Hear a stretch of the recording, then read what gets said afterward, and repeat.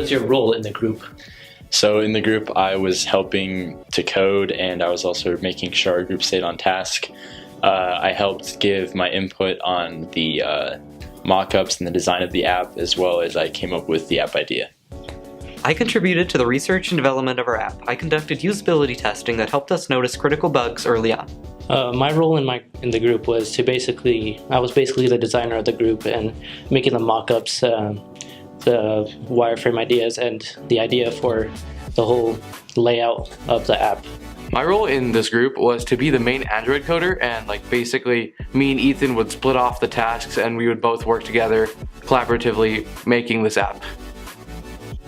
I think that the app we came up with was really good in solving the problem that I usually had, was college research.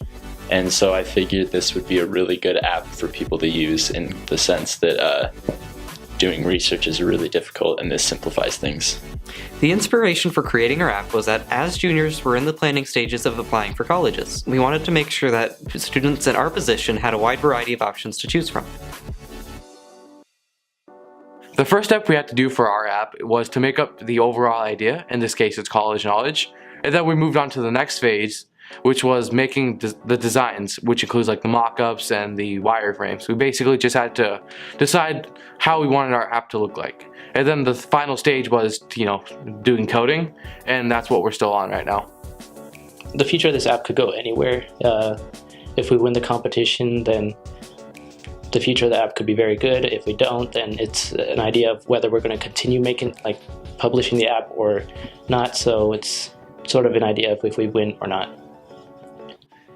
In the 2.0, I think some updates we would make is making sure that everything is extremely easy to use, and that disabilities would not hinder your use of the app.